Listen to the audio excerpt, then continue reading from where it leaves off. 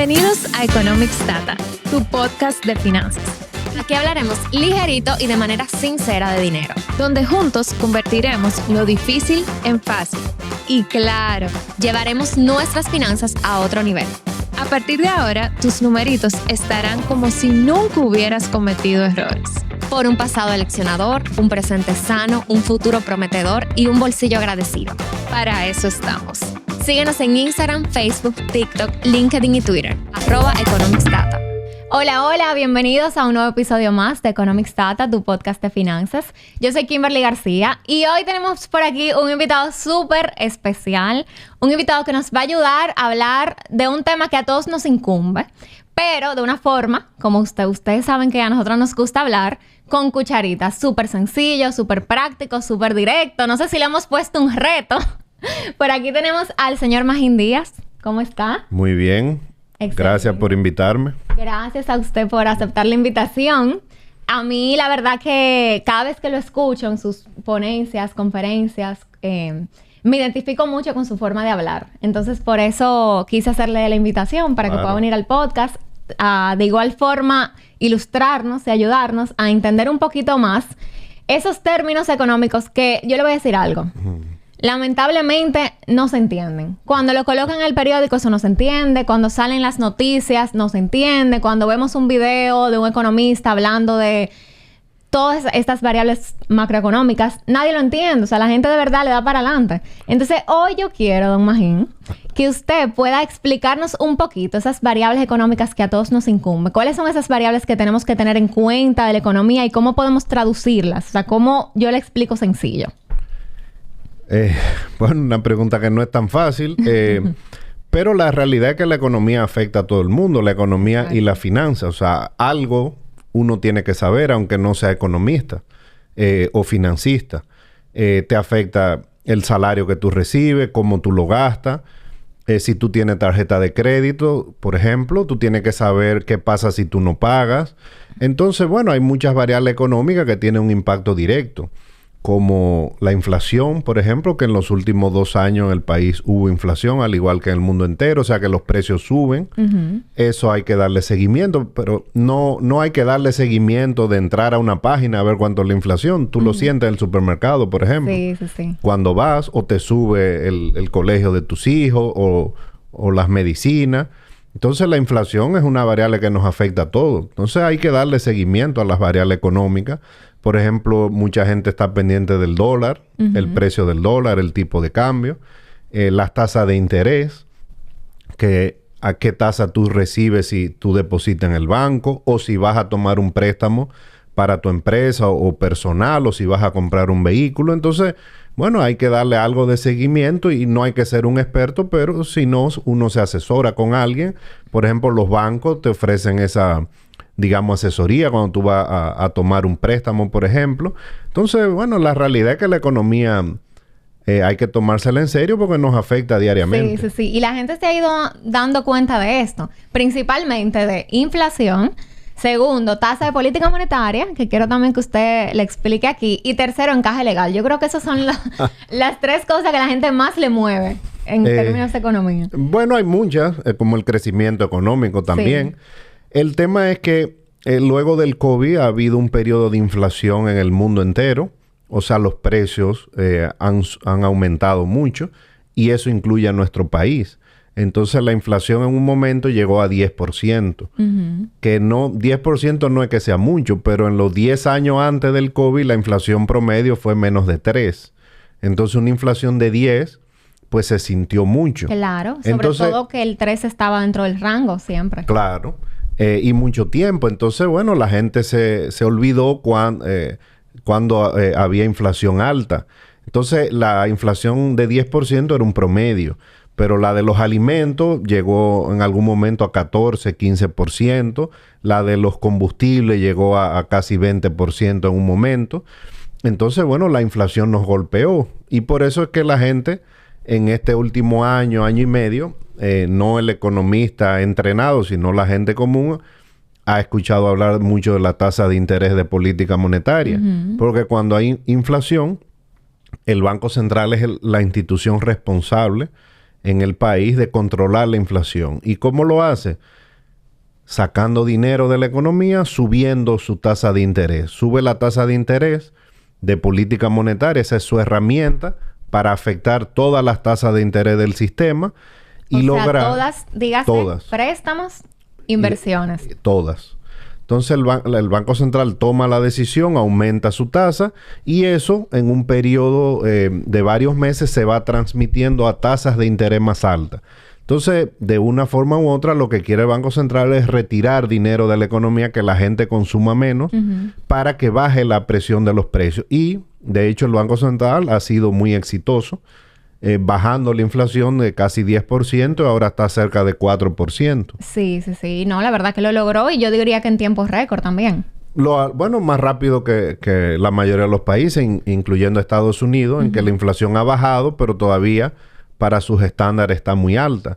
Entonces, el Banco Central como herramienta utiliza la tasa de interés por un lado, pero tiene otras herramientas de política monetaria como la liberación de encaje legal. Ajá. Y eso simplemente es poner dinero en disposición del sistema financiero para que se preste y dinamizar la economía. Pero eso ya es cuando termina el ciclo de ajuste de alza en las tasas de interés. Hace 2 o 3 meses que la inflación ya el Banco Central entiende que la ha controlado, pero eso ha traído como consecuencia que la economía caiga un poco, que no esté creciendo tanto. Entonces ahí el Banco Central baja su tasa de interés y pone dinero a disposición del sistema financiero para que lo preste. Y eso, bueno, eso es lo que ha pasado en los últimos meses. El Banco Central ha puesto más de 100,000 millones de pesos a disposición del sistema financiero y poco a poco ese dinero se va colocando a través de préstamos a las personas, a las empresas, a distintos sectores productivos para entonces dinamizar la economía. Ok, o sea que aquí acabamos de conocer súper rápido 2 variables de política monetaria, de cómo el Banco Central puede controlar la inflación. Sí. El Banco Central, fíjense que tenemos el mismo gobernador desde hace 20 años. Sí, que genera mucha confianza. Eso genera confianza. Eso es común que los bancos centrales sean independientes de la política partidaria porque es una institución muy sensible. Si el Banco Central se equivoca, puede el país caer en grandes crisis. Entonces, los últimos presidentes pues, han respetado la independencia y tenemos el mismo gobernador desde el 2004 de manera consecutiva, pero también él fue gobernador desde el año 1994, creo, al 2000. Y eso da confianza. O sea, con el Banco Central no se puede jugar a la política porque las consecuencias para todos pueden ser muy malas. Sí. No, y la verdad que esa era una decisión que todo el mundo estaba muy a la expectativa cuando entró, ¿verdad? El nuevo gobierno. Claro. Y entiendo que sí, que tomó una buena decisión. Eso entendemos casi todos. Sí. Don Magín, entonces, ¿cómo usted, en pocas palabras, resumiría la situación actual de la economía en República Dominicana? O sea, ¿cómo estamos? ¿Estamos bien? ¿Estamos mal? Bueno, quitando los conceptos políticos, ¿verdad? Porque si tú eres del gobierno, dice que está bien, y si tú eres de la oposición, dice que está mal. Ha sido un año complicado. Los últimos años a partir del COVID han sido complicados, pero ahora por diversas razones. En el país ya la inflación ha bajado, pero ahora vino el problema de la desaceleración económica. Entonces, este año vamos a crecer más o menos 2%. Habría que irse al año 2009 para encontrar una tasa de crecimiento tan baja fuera del COVID, porque esta es una economía que crece mucho, la actividad económica. En promedio, 5%. Entonces, un crecimiento tan bajo, pues, para esta economía es casi una sorpresa. Pero es la consecuencia del ajuste que se hizo para combatir la inflación y también de lo que está pasando fuera, en el mundo entero. O sea, hay una desaceleración de las principales economías del mundo y eso nos ha impactado. Entonces, un año bueno por el lado de que la inflación ha bajado, digamos, pero no muy bueno en términos de actividad económica. Entonces, manejar una economía es complicado. Y un crecimiento tan bajo, pues la gente lo está sintiendo también. Porque estamos acostumbrados, esta es una economía de alto crecimiento. históricamente. Entonces, es un año con retos. Probablemente este es el periodo de gobierno que más retos externos ha enfrentado. No solamente fue el COVID en el 2020 y 2021, fue una desaceleración económica mundial gigantesca que se enfrentó en esos años, pero después vino la inflación internacional, el aumento de los fletes, que eso se traslada a casi toda la economía, la inflación mundial, el aumento del petróleo, de los alimentos, y ahora pues tiene otro reto que es el aumento de las tasas de interés a nivel internacional. Y eso también afecta nuestra economía. Entonces han sido muchas cosas. ¿Y cómo podríamos, en base a eso que usted menciona, dar algunos consejitos rápidos a los oyentes de cómo deberían manejarse en este tiempo? Porque mucha gente dice, no, pero es que, o sea, la inflación siempre... Todo el mundo la encuentra alta siempre, históricamente. Entonces, ok, la inflación siempre está alta. Entonces, mi dinero, si yo lo guardo en el banco, voy a perder. Pero si también lo invierto en el mercado, voy a perder. Entonces, ¿qué recomendaciones usted le daría a una persona que piensa de esta manera, por ejemplo? Bueno, si tiene dinero para ahorrar, el peor sitio es dejarlo debajo del colchón. O sea, tenemos un sistema bancario y un sistema financiero ya desarrollado donde no hay ningún tipo de riesgo. Con bancos con mucha credibilidad. Ahora está para el que tiene suficiente ahorro el mercado de valores, o sea, se puede invertir en ese tipo de instrumentos. Eso no es para, para mucho dinero, de 1,000 pesos. Entonces, se puede arrancar. Ya el Banco Central ha controlado la inflación y las tasas de interés, pues, son atractivas, digamos, para tener el dinero para quien pueda ahorrar. Ahora, son tiempos difíciles, o sea, porque cuando baja la inflación en un país, no es que los precios bajan, los precios se quedan altos. Lo que bajar la inflación significa que ahora crecen menos que antes, pero siguen creciendo. Entonces, por eso el gobierno hizo un esfuerzo para negociar un aumento del salario mínimo, que ha sido considerable en los últimos 2 años, el aumento del salario mínimo, para que eso motiva a las empresas a que suban los otros salarios. Entonces, el aumento de salarios de la economía va tratando de caerle atrás a los precios. No es que los precios bajan. Pero igual, de igual forma no se alcanzan tampoco. No se alcanzan necesariamente. Sí. Entonces, bueno, son épocas difíciles donde tal vez no es bueno gastar en lujos, guardar un poco para enfrentar este aumento de precios, claro. Pero no es una crisis exclusiva de la República Dominicana. Sí. De hecho, nosotros somos de los países que mejor la han manejado. En Estados Unidos, por primera vez en 40 años tienen inflación y se han vuelto locos. Para ellos una inflación como tuvieron hace un año y pico de 10% es una locura. Eso es algo que la gente de 30 años, de 35 años no había visto eso. Entonces, bueno, es el mundo entero. Y digamos que todavía esas cosas son consecuencias de las medidas que se tomaron durante el COVID. Y claramente el mundo vive vive momentos complejos. La guerra de Rusia a Ucrania, que del otro lado del mundo, pues afectó el precio del petróleo, los alimentos. Ahora el precio del petróleo está subiendo otra vez. Entonces todas esas cosas pues afectan. ¿Y la guerra actual? Ya que usted menciona guerra... también afecta o puede afectar por el impacto que pueda tener en el mercado del petróleo. Entonces, si sube el petróleo... De hecho, el petróleo ya en los últimos 3 meses, desde junio, ha subido un 30%. No se ha visto todavía porque el gobierno tiene bastante congelados los precios de la gasolina y del gasoil, etcétera. Pero eso implica un gasto del gobierno en subsidios.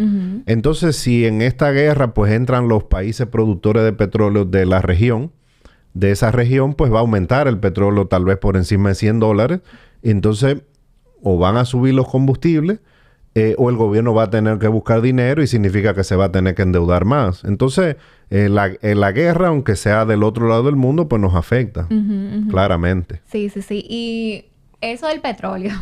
que usted dice, no, que sube el petróleo por el tema de la guerra, pues mucha gente dirá, Pero ¿y a mí qué me afecta que sube el petróleo si yo solamente compro mi gasolina o yo ando en transporte público? No, porque el petróleo tiene impacto directo y tiene también impacto indirecto en las personas, en las familias. El impacto directo cuando sube el petróleo es más caro comprar combustible. Gasolina, gasoil para la planta que tú tengas, gasoil para las industrias que usan ese combustible.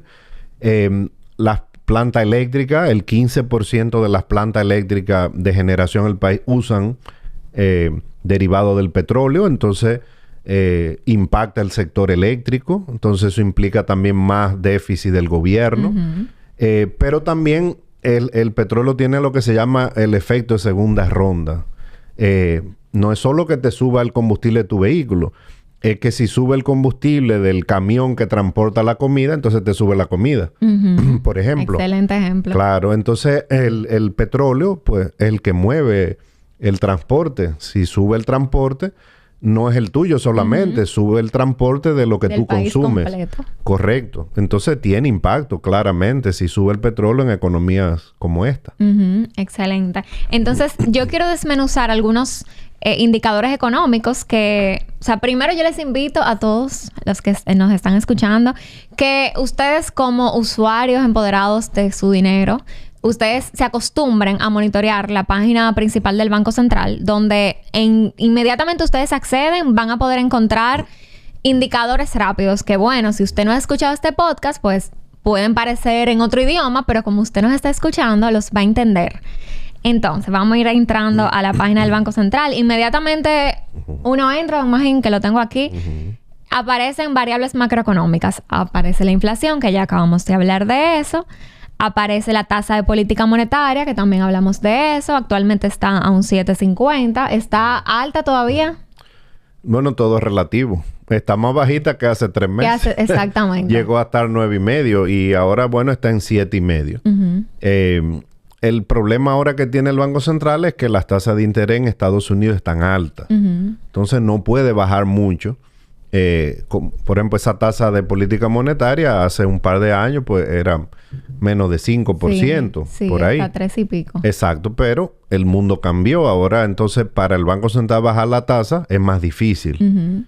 Entonces, vamos a ponerlo así. Está más bajita que cuando empezamos el año. Ok. Sector real. Es el crecimiento de la economía. Ajá. Inmediatamente nos colocan 2 indicadores. IMAE. ¿Cómo traducimos eso con cucharita? Ese es el crecimiento de la actividad económica mensual. La actividad económica se mide con lo que la gente ha escuchado hablar, que es el PIB, que es el Producto Interno Bruto. El Banco Central hace una estimación de toda la producción de bienes y servicios de la economía en un periodo de tiempo, trimestral o anual. Entonces, hay un indicador que es similar al PIB, pero mensual, que es el indicador mensual de actividad económica. Eso es lo que te dice si la economía, cuánto está creciendo la actividad económica. Aquí veo que sale en 3.1, como notificó el gobernador hace poco. 3.1 es el dato de septiembre. Eso es lo que creció la economía entre septiembre del 2023 y septiembre del 2022. Ok. ¿Qué es relevante? Verlo positivo ese número, ¿verdad? Tiene que estar positivo porque si está negativo... claramente tiene que ser positivo. Por ejemplo, 3% es la primera vez este año que la economía crece más de 3%. Los primeros meses del año. O sea, la última vez que crecimos más de 3% fue en diciembre pasado. Wow. Entonces... o sea, hace casi un año. Hace casi un año. Entonces, este ha sido un año de bajo crecimiento de la actividad económica. Ok. Bien, entonces también tenemos aquí sector externo, que usted también mencionó la importancia de ver esto, lo del tipo de cambio. Claro, el tipo de cambio, porque hay muchas transacciones en el país que se hacen en dólares. Sí, la gente se queja de esto, de que ¿por qué si yo voy a un dealer a comprar un vehículo o estoy comprando un inmueble, me lo colocan a precio de dólar, pero no a cualquier precio, sino como que a un precio sobreestimado? Por arriba. No, porque el tipo de cambio aquí es determinado por el mercado. Y el Banco Central, de hecho, cuando publica el tipo de cambio, eso es una encuesta diaria que hace, cómo está el tipo de cambio en los bancos, en las agencias de cambio, etcétera. Entonces, es el mercado que determina el precio. Ahora, como somos una economía muy abierta al comercio, pues hay muchos bienes y servicios que aquí se ofrecen en dólares. Tú puedes tener, de hecho, también depósito en Y eso dólares es en la legal, banca. porque la gente piensa que eso es ilegal. No, no es ilegal. Y tú puedes tener depósito en la banca en dólares. Entonces, bueno, se usan las dos monedas, pero es un precio relevante porque importamos mucho. Entonces, si sube mucho el dólar, por ejemplo, si el dólar se pone a 70, te sale más caro importar. Si el dólar se aprecia, o sea que si baja a 50 por 1 es más barato importar. Aquí se reciben más de 10 mil millones de dólares de remesa que se recibe en todo el país, en toda la geografía nacional. Entonces la gente tiene que saber el tipo de cambio para saber lo que le están enviando de fuera. Porque eso llega a toda la familia de clase media, pobre, etcétera. Entonces la gente está atenta al precio que tiene el dólar, que es el tipo de cambio. De igual forma, para saber también el valor del dinero que tú tienes. Correcto. Porque imagínate, o hasta en peso, como que bueno, si el dólar sigue subiendo, pues entonces mis pesos valen menos. Si el dólar sube, digamos, eso se llama que se deprecia, te afecta si tú ganas en pesos. Pero si tú recibes dólares... O si tienes dólares, ahorro en pesos también. Pero si tú recibes dólares, te beneficia. Entonces es un balance. Por ejemplo... Por eso hay que diversificar. Claro. Por ejemplo, si tú eres un exportador o tú recibes remesa, te conviene que el dólar sea más caro, ¿verdad? Que suba en vez de 58, que esté en 60, por ejemplo. Si tú eres un importador o solo ganas en pesos, te perjudica que el tipo de cambio sube. Entonces, es un balance. Digamos, un arte un poco el manejo del tipo de cambio para un banco central. Porque ya sea se mueva para arriba o para abajo, hay ganadores y hay perdedores. Bien. Me estoy defendiendo. Sí, claro que sí. Está saliendo de abajo del camión. Entonces, también aquí finalizando, en la página principal del Banco Central, bueno, ya terminamos con eso porque hablan de reservas internacionales y cuenta corriente. Bueno, la reserva, la gente común no tiene que saber eso. Lo único que hay que saber es que si un banco central tiene muchas reservas y el de aquí tiene muchas, debe tener 15 o 16 mil millones de dólares, eso es mucho. La posibilidad de una crisis es muy baja en el país. Entonces, los bancos centrales les gusta tener reservas internacionales para hacer frente a cualquier crisis que pueda haber. Entonces, no es que hay que saberse el número si usted no es economista, pero da tranquilidad saber que el Banco Central tiene muchas reservas. Eso es lo que hay que ver. Ok, excelente. Bien, entonces ahorita estábamos hablando de Estados Unidos. Rápidamente, ¿verdad? La gente se fija mucho en estas noticias que son a final de mes, que son las reuniones de la FED, para más o menos entender entonces qué va a hacer el Banco Central con el movimiento igual de la tasa. Pero... Bueno, se fijan ahora porque el problema es que Estados Unidos tenía 40 años sin inflación. Y los últimos 15 años con tasa de interés cercana a cero. Pero después del COVID vino la inflación a Estados Unidos, que una inflación de 10% para ellos es muchísimo para un país desarrollado. Entonces ahora, en los últimos 2 años, todo el mundo está atento a las decisiones que toma el Banco Central norteamericano, que es la Reserva Federal. Y ha sido exitoso. La inflación ha bajado de casi 10, ahora está cerca de 4%. Pero para eso, la tasa de interés la ha tenido que subir de 0 a 5. Y ha sido el aumento más rápido de la historia, la tasa de interés. Pero si el Banco Central norteamericano sube la tasa de interés, significa que sube la tasa de interés en todo el sistema bancario. Sí, ellos lo han sentido mucho. Porque las tasas de los préstamos de ellos, yo me acuerdo cuando yo fui a Orlando, octubre de 2020. Recuerdo que en ese momento nos quedamos en un Airbnb. Y inmediatamente que vimos las condiciones de ese Airbnb, buscamos el precio y dijimos, pero ven acá, aquí es que hay que invertir el inmueble. Porque en ese momento, además de que tenía muy buen precio, también las condiciones de tasa de préstamos eran un 2 y pico. Sí, porque en dólares. Los países desarrollados, desde el 2008 al 2020 y también durante el proceso del COVID, la tasa era casi cero del Banco Central. Entonces tú podías comprar una casa, por ejemplo, con una tasa de 1 o 2%. Exactamente. Muy baja. Pero bueno, por ejemplo, ahora la tasa de préstamo hipotecario está a 30 años están en 8%. Sí. En Estados Unidos. Entonces, el aumento de tasas se está sintiendo duro en Estados Unidos. Sí. ¿Y qué usted opina de lo que tanto se comenta de una recesión en Estados Unidos? Y eso nos puede impactar a nosotros. Si se da la recesión, claro que sí, porque Estados Unidos es nuestro mayor socio comercial. Primero, ¿qué es recesión? Recesión es cuando cae la economía. Cuando hay un periodo de varios trimestres en que la economía tiene un crecimiento negativo, que cae. Y esto afecta al empleo. Eso afecta a todo. Aumenta el despido de trabajadores, o sea, aumenta el desempleo en una recesión. Y si Estados Unidos entra en recesión, pues eso afecta el turismo, porque la mayoría de nuestros turistas vienen de allá. Sí, ¿qué? Puede afectar las remesas, porque el 90% de las remesas, 85% viene de Estados Unidos. O sea, dos sectores que nos impactan mucho. Y es nuestro principal socio comercial. Entonces, nuestras exportaciones en su mayoría van a Estados Unidos. Entonces, si la actividad económica acá en Estados Unidos, pues van a caer las exportaciones aquí, por ejemplo. La buena noticia es que la economía no está en recesión. De hecho, creo que hoy salió el dato y el último trimestre ha sorprendido y está creciendo casi 5% la economía norteamericana. Entonces, desde hace 2 años se está pronosticando una recesión, pero no llega. Entonces, la economía sigue creciendo. Y eso es buena noticia para nosotros, claramente. Ok. Y ya regresando al país, yo creo que con esta podemos ya ir cerrando.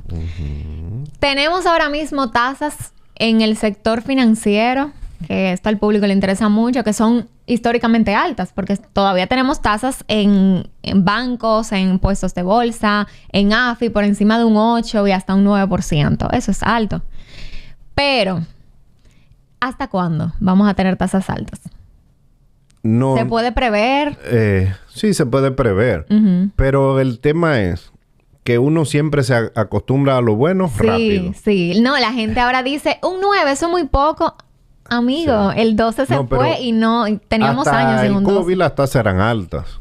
Y la economía funcionaba. Lo que pasa es que se desplomaron con el COVID por una decisión de política. Sí, pero no eran tan altas. O sea, eran como que sus 7 y pico, 8 y pico a corto plazo. No, pero eran altas hasta el 2019. Lo que pasa es que 2020, 2021 muy bajas. Entonces, eso no es un periodo normal. Las tasas subieron mucho para combatir la inflación y han bajado un poco a partir de que el Banco Central tomó medidas. Pero no pueden bajar mucho más tampoco, porque está muy alta en Estados Unidos la tasa. Entonces eso condiciona. O sea que por el momento seguimos estable, como la tasa de política que se prevé igual. Por ejemplo, la tasa de política monetaria subió a 9,5%, bajó a 7,5%, pero no va a bajar a 4 o a 3%. ¿Cómo? Entonces, no, se quedó enganchada un poco arriba. Ok. Porque la tasa de interés fuera del país está alta. Entonces... Y ya aprendimos que esto garantiza, ¿verdad? Porque afecta directamente tasas altas de las inversiones, pero también de los préstamos. Correcto. Entonces, bueno, es un balance. Pero las tasas de interés en los países desarrollados ahora van a estar altas un tiempo largo. Entonces, aquí no pueden bajar tanto. Van a ser un poco más bajitas que el año pasado, pero no se van a desplomar las tasas. Pero todo tiene una contracara. Cuando las tasas de los préstamos son altas, también son altas las tasas de los depósitos. Entonces, tal vez es un buen momento para invertir. Bien. Bueno, pues hemos llegado al final, señor Magín. ¿Cómo se ha sentido en este conversatorio? No, excelente. Muy ameno. Sí, no, la verdad que lo oí, o sea, usted se comunica de una forma, igual como le dije al inicio, de una forma que se entiende, y que es lo importante, porque la gente necesita entenderlo para poder ponerlo en práctica, para poder darle seguimiento. O sea que muchísimas gracias por acompañarnos, compartirnos toda esta información que nos impacta de una forma u otra a todos, sin importar edad, sin importar profesión. Y nada, agradeciéndole nuevamente. Espero que pueda volver a estar con nosotros a seguir desmenuzando estos temas. Con mucho gusto. Excelente. Pues muchas gracias, señores. Si ustedes entienden que este podcast, que estoy segura que sí, les aportó, aprendieron algo nuevo, compártelo. No te quedes con esto solo para ti. Nos vemos en un próximo episodio. Muchas gracias.